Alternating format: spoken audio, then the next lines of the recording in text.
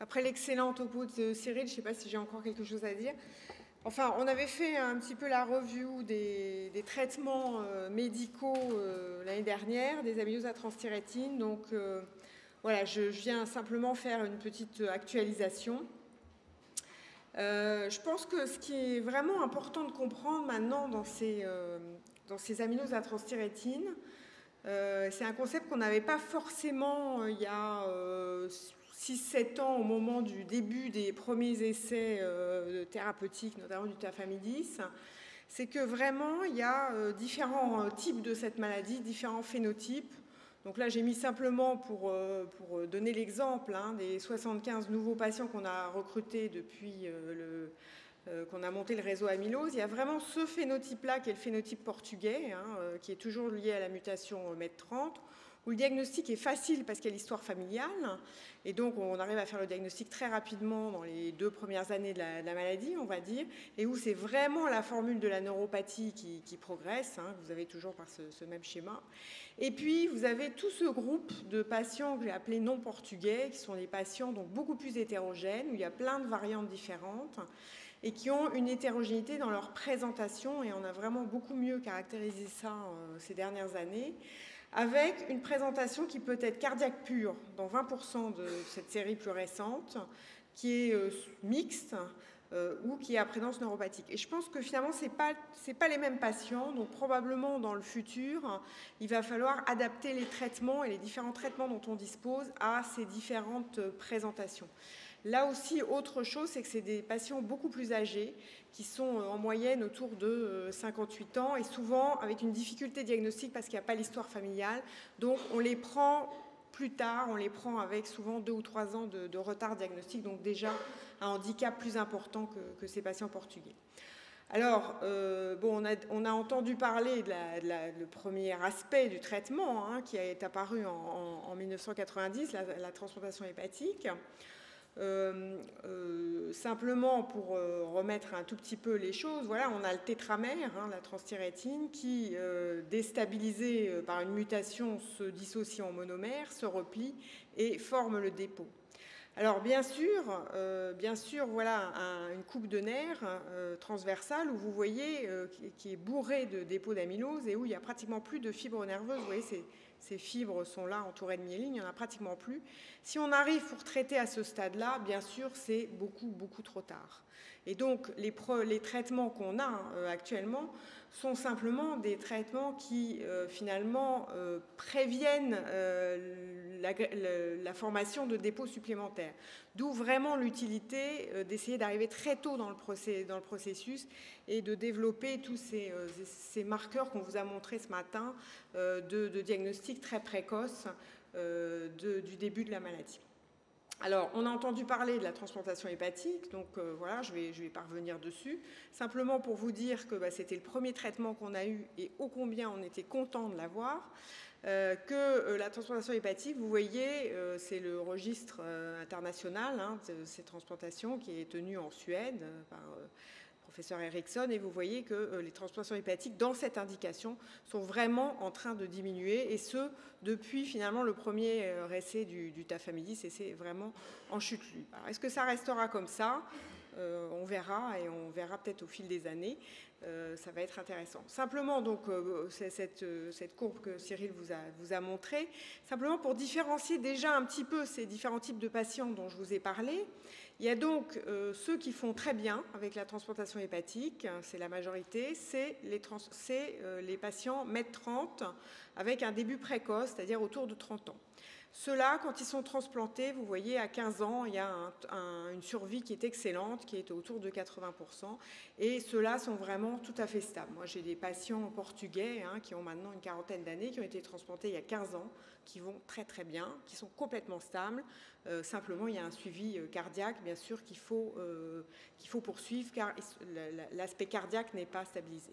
Et puis, il y a toutes ces autres catégories de patients plus âgés, MET30 ou non MET30, et puis les patients qui ont les autres mutations, y compris des patients jeunes. Ceux-là ont une survie qui est moins bonne à 15 ans. Je ne dis pas qu'il faut éliminer, il ne faut pas proposer la transplantation hépatique à aucun de ces patients-là, mais on sait que le pronostic est quand même moins bon. Et c'est dans toute cette catégorie de patients en particulier qu'on a envie vraiment de voir développer des nouveaux traitements et d'autres traitements. Alors, qu'en est-il? Voilà où est-ce qu'on peut essayer d'intervenir dans la cascade de l'amyloïdogénèse. Alors, les premières interventions dont on va reparler, c'est d'essayer de stabiliser ce tétramère, et c'est ce que fait le tafamidis et d'autres qui apparaissent maintenant, dont le diflunisal, dont je vous dirai un petit mot. Donc ça, c'est la première intervention thérapeutique. Deuxième intervention thérapeutique, d'ailleurs, j'insiste sur le fait que ces interventions thérapeutiques que je vais décrire ne sont pas du tout exclusives et que probablement un jour, on arrivera à des combinaisons, et j'espère même à des combinaisons qui seront vraiment ciblées en fonction des différentes catégories de patients. Deuxième intervention thérapeutique dont on parlera rapidement, c'est d'intervenir au niveau du gène, donc c'est une intervention de thérapie génique, et on a actuellement 2 protocoles qui sont en cours d'installation ou en cours de réalisation. Et puis troisième intervention, c'est d'essayer d'agir au niveau du dépôt lui-même pour essayer, donc là cette fois-ci, d'obtenir une résorption de l'amylose. Il y a des pistes, il y a des essais thérapeutiques qui sont en train en phase 1 chez l'homme. Julian Gilmore, je ne sais pas s'il est encore là, pourrait en dire un peu plus que moi. Mais donc c'est une voie qui est seulement en cours de développement. Donc on va parler plus de ces 2 premiers aspects. Le tafamidis, bon, on en a parlé déjà l'année dernière. Je voudrais vous donner un petit peu une update de où est-ce qu'on en est. Bon, vous savez que c'est un stabilisateur de la transthyrétine qui se met dans le puits central. Vous voyez, c'est bien démontré dans les études cristallographiques. Et il stabilise ce tétramère. Ce tétramère, donc, a tendance à disparaître et est instable quand il est spontanément, et quand il est en présence de tafamidis, il est bien stabilisé, et ce, avec les différentes mutations, y compris dans la forme sauvage. Donc c'est bien démontré in vitro.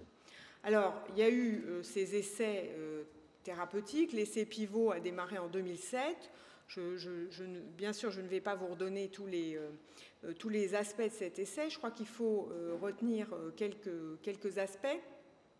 On a maintenant du recul, hein, les premiers patients donc, ont été inclus en 2007, 18 mois, puis il y avait une extension de 12 mois, et on a une autorisation de mise sur le marché, on va voir dans quelles conditions, depuis 2011. 128 patients avaient été inclus. Je voudrais insister sur le fait que ces patients étaient essentiellement des patients d'origine portugaise, donc le profil qui répond très bien à la transplantation hépatique, autrement dit. Donc ce sont des patients M30, jeunes, qui ont été inclus et qui avaient une neuropathie débutante, c'est-à-dire à un stade essentiellement sensitif et très peu d'atteintes motrices. Mais néanmoins, vous voyez que sur cette échelle d'évaluation neurologique, plus cette échelle monte, plus l'aggravation de la neuropathie est importante.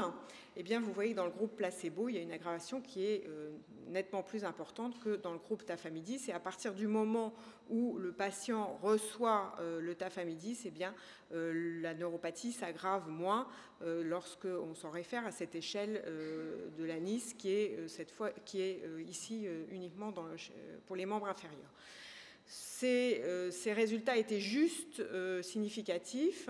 Un autre élément important, c'était la prise de poids de ces patients qu'on voit bien ici, c'est l'index de masse corporelle avec un index qui augmente chez les patients traités alors qu'il diminue chez les patients placebo, et à partir du moment où ils reçoivent le traitement, cet index réaugmenté. Voilà, c'était les 2 principaux résultats de cet essai qui est très important, qui montraient clairement un ralentissement d'évolution de la neuropathie chez ces patients M30 jeunes à un stade de début. Alors, ceci a abouti à une autorisation de mise sur le marché avec, donc pour des patients avec une neuropathie à transthyrétine à un stade de début, c'est-à-dire qu'il y avait une marche stade 1, c'est-à-dire une marche autonome ou qui pouvait marcher avec une aide. Le stade 1, c'est le stade des patients qui avaient une marche autonome, toutes mutations confondues. En tout cas, en France, c'était le label de l'autorisation de mise sur le marché qu'on a eu. La même AMM a été obtenue au Japon. Elle n'a pas été obtenue par contre aux États-Unis. Il faut dire qu'aux États-Unis, le profil de patients d'amylose à transthyrétine n'est pas le même, et c'est surtout des patients qui ont une présentation mixte avec une grosse atteinte cardiaque. Dans ces essais, l'effet cardiaque du tafamidis a été oublié en quelque sorte, ou en tout cas n'a pas pu être analysé, ce qui vraiment est dommage. Alors je voulais juste vous faire une petite update de nos patients pour lesquels on a un suivi maintenant de plus de 18 mois. Donc on a un groupe de patients qu'on a extrait de notre base de données. En tout, on a à peu près une quarantaine de patients maintenant qui ont reçu de tafamidis. 22 patients l'ont reçu pendant plus de 18 mois. Vous voyez, des mutations MET30, des mutations non MET30, un âge relativement important, en tout cas beaucoup plus important que celui qui était dans l'essai clinique, 62 ans en moyenne, avec une répartition. Alors, ça, c'est le stade de marche. Ça, c'est l'index de Karnofsky que vous connaissez tous. Le stade de marche, le stade 1, le patient a des troubles sensitifs, mais peut marcher sans gêne, avec un périmètre de marche illimité. Le stade 2, il a des troubles sensitifs, il marche sans aide, mais il est limité, c'est-à-dire qu'il fatigue au bout de 100 à 200 mètres, par exemple. Stade 3A, il marche avec une aide. 3B, il marche avec 2 aides. Stade 4, il ne peut plus marcher. Alors, voici les données, en tout cas sur ce stade de marche, qui est un indicateur assez grossier, on en convient, mais enfin, c'est un résultat qui est quand même important pour le patient lui-même, avec, vous voyez, un follow-up qui est autour de 31 mois pour ces patients. On voit que 11 patients ont un score de marche qui est stable. 5 patients, donc c'est les patients qui sont en gris sur l'échelle, 5 patients restent avec un périmètre de marche illimité, des troubles sensitifs, voire quelques troubles moteurs, mais un périmètre de marche illimité sans aide. 4 patients sur les 5 restent avec une marche sans aide mais limitée. Aucun des patients avec une marche avec aide, et pour ceux qui marchaient avec 2 aides et qui ont été mis sous tafamidis, ceci a été possible parce qu'on a eu des ATU, on a eu un programme d'ATU entre la fin des essais cliniques et le début de la commercialisation. Eh bien, 2 d'entre eux sont stables. Autrement dit, 11 patients sont stables avec un suivi donc, moyen de 31 mois. Alors, les patients qui s'aggravent, voilà comment ils s'aggravent. Donc, c'est 11 patients. Vous voyez qu'ils s'aggravent de manière très variable. Il y en a qui s'aggravent assez rapidement, sur les deux, entre 18 et 24 mois, qui grimpent d'un stade à l'autre. C'est-à-dire que du stade périmètre de marche illimité, ils deviennent limités, ou limités sans aide, ils passent avec une aide, ou alors ils s'aggravent vraiment très, très, très, très progressivement, mais ils s'aggravent. Donc, la moitié des patients s'aggravent. Voici ici l'échelle de Nice pour ces 22 patients. Et vous voyez que sur ces 22 patients, alors en bleu, en rouge, c'est la baseline, c'est-à-dire au moment où on les a mis sous tafamidis. En bleu, c'est la dernière évaluation, donc au moins depuis 18 mois, en moyenne 31 mois. Et on voit quand même que ces patients, dans l'ensemble, ont une aggravation du score neurologique, mais un petit groupe de patients qui sont ici entourés en vert restent stables. Donc, il y en a 4, ce qui n'est pas énorme, j'en conviens. C'est une évaluation qui est beaucoup plus fine que le score de marche, mais il y a quand même 4 patients qui restent stables. Autrement dit, à cette dose-là de tafamidis, la neuropathie certainement est ralentie. C'est insuffisant pour stabiliser les patients, mais il y a quand même quelques patients qui arrivent à être stabilisés à 3 ans. Donc, je pense que c'est un résultat important à connaître, parce qu'autrement dit, il y aurait probablement des meilleurs répondeurs que d'autres. Alors bon, c'est assez bien toléré, et on a eu, sur les 6 patients qui ont arrêté le traitement, 4 décès, essentiellement donc de causes cardiaques. Alors, depuis 1 an, on a eu des résultats très intéressants d'un autre stabilisateur de la transthyrétine, qui est le diflunisal. On a eu ces résultats donc, en novembre dernier au congrès de Rio, au Brésil, avec les résultats de cette étude qui a été longue à mener, qui est menée depuis 2006 avec ce produit qui est le diflunisal. Le diflunisal, c'est l'ex-Dolobis, c'est un anti-inflammatoire. qui a des propriétés de stabilisation de la transthyrétine, moins importantes que le tafamidis, mais qui a une bonne affinité pour la transthyrétine. Alors, un groupe international académique uniquement a mené cette étude, qui est une étude qui a été menée sur 2 ans, randomisée contre placebo pendant 2 ans, qui a été menée donc entre 2006 et 2012, avec donc une inclusion de finalement 130 patients randomisés entre placebo et diflunisal à la dose de 500 mg par jour. Alors, c'est difficile de lire, mais je vous résume juste deux ou trois choses importantes. D'abord, l'âge des patients est beaucoup plus élevé, puisqu'il est autour de 60 ans. Les 2 groupes placebo et diflunisal étaient tout à fait comparables. Ils ont inclus dans cette étude des mutations MET30 et des mutations non MET30, donc un panel de patients beaucoup plus hétérogène que dans l'étude pivot du tafamidis, et des scores, vous voyez, des patients avec des scores de marche qui vont de 1 à 4, donc également un panel de patients plus hétérogène. En termes de résultats, il apparaît qu'après 2 ans, sur le score de Nice, alors le score de Nice avec l'électrophysiologie et le score de Nice seul, qui est un score d'examen neurologique, finalement, il y a une différence significative en faveur du bras diflunisal. Et donc, les patients traités par diflunisal s'aggravent beaucoup moins vite que les patients sous placebo. En revanche, il n'y a pas de prise de poids, il n'y a pas d'augmentation de l'index de masse corporelle modifié. Et le score de Kumamoto, qui est un autre score qui prend en compte notamment des troubles dysautonomiques, est également avec une différence significative. Autrement dit, pratiquement sur tous les paramètres indiquent dans cette étude, qui est encore une fois bien menée, qu'il y a, grâce au diflunisal, un ralentissement d'évolution de la neuropathie. Je n'ai pas d'indicateur à vous donner sur le cœur. Ceci a été donc publié dans JAMA. Je n'ai pas d'indicateur à vous donner sur le cœur, car ça n'a pas été encore publié. La tolérance de ce produit, évidemment, est bien connue, puisque c'est un produit qui est utilisé depuis très longtemps, qui est encore commercialisé aux États-Unis et au Canada, avec quelques troubles gastro-intestinaux, quelques troubles rénaux. Voilà, donc c'est un outil thérapeutique certainement intéressant à considérer dans l'arsenal thérapeutique qui s'enrichit donc au fil des années. Et puis il y en a d'autres, donc vous voyez, j'ai simplement sélectionné 2 des derniers stabilisateurs qui ont eu des belles publications, et il y en a bien d'autres qui sont à l'étude actuellement. Alors, juste un petit mot sur l'autre versant des nouveautés thérapeutiques qui sont donc la thérapie génique.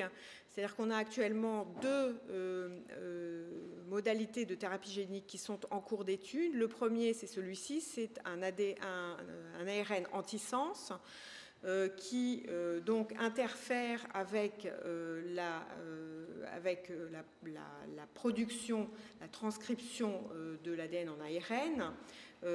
Il se fixe donc en 3' et il intervient donc quel que soit le type de mutation, MET30 ou tous les autres types de mutations. Il a été développé en modalité sous-cutanée 1 fois par semaine, et donc la cible sont les hépatocytes, et donc il s'incorpore au noyau des hépatocytes et donc va interférer avec la transcription du gène transthyrétine. Alors les résultats étaient très favorables chez la souris, avec une diminution à la fois de l'ARN messager, de la transthyrétine, mais aussi du taux de protéines, et un essai de phase 1 a montré les mêmes résultats. Alors ceci, c'était les résultats chez la souris, avec à la fois en ARN messager et en protéines, et puis les résultats chez les volontaires sains, avec, donc vous voyez, une belle diminution jusqu'à pratiquement 80% de diminution de synthèse de la transthyrétine, à la fois donc transthyrétine sauvage et transthyrétine mutée. Donc sur les bases de cette étude de phase 1, des doses ont été fixées, et donc actuellement une étude de phase 2-3 est en cours et a commencé en juillet 2013. Donc on a déjà un recul d'1 an pour quelques patients. Ça fera l'objet des communications des années futures. Et puis un deuxième produit, qui est un produit très intéressant également, qui est un ARN interférent, donc qui là finalement intervient dans la dégradation de l'ARN messager. Donc là, la formulation qui a été développée est une formulation intraveineuse, et donc il y a eu deux formulations développées. Donc c'est une administration intraveineuse. Donc la première formulation de ces nanoparticules qui là encore ciblent les hépatocytes et les noyaux des hépatocytes a été donc essayée chez des patients avec différents types de mutations amylose à transthyrétine. Et puis une deuxième formulation a été développée durant l'essai, qui semble beaucoup plus puissante et qui a été essayée cette fois chez les volontaires sains. Et donc, ce qu'on voit, c'est qu'effectivement, il y a donc ça, c'est l'essai chez les patients. Donc, c'est la première formulation. Et on voit qu'il y a une belle diminution du taux de transthyrétine, donc à la fois, encore une fois, en ARN messager, mais aussi en taux plasmatique, donc chez des sujets porteurs de différentes mutations, jusqu'à 80, voire même plus de 90% de suppression de la transthyrétine mutée et sauvage. Et ceci a été confirmé par la deuxième formulation de nanoparticules qui donne ces résultats, donc avec une dose fixée à 300 mg. Et ceci donc permet de manière, avec une administration tous les 3 semaines en intraveineux, permet une diminution régulière du taux de transthyrétine mutée et sauvage à plus de 80%. Donc il reste maintenant à savoir si ceci va avoir une traduction clinique, et donc les essais de phase 3 sont en train de débuter pour la neuropathie et également pour l'essai cardiaque. Voilà. Et puis, bon, il y a d'autres pistes. Juliane Gilmore pourrait nous en parler de manière beaucoup plus approfondie sur notamment les anticorps, donc, qui cibleraient cette fois-ci le dépôt d'amylose. Voilà, je laisse la parole, simplement pour vous dire que les choses, comme vous voyez, avancent très vite avec le tafamidis uniquement l'année dernière. Cette fois-ci, on a le diflunisal qui a montré la preuve de son efficacité sur ces amyloses à transthyrétine, en tout cas sur la neuropathie. Et puis les protocoles de thérapie génique qui ont été initiés ou sont en train d'être initiés, avec heureusement des études parallèles à la fois sur les effets cardiaques et sur les effets neuropathiques. Probablement, on arrivera à une polythérapie à un moment donné. N'oublions pas le conseil génétique, la détection des porteurs pour faire le diagnostic au plus tôt de cette maladie et intervenir au plus tôt. C'est maintenant quelque chose qui devient obligatoire. Merci beaucoup.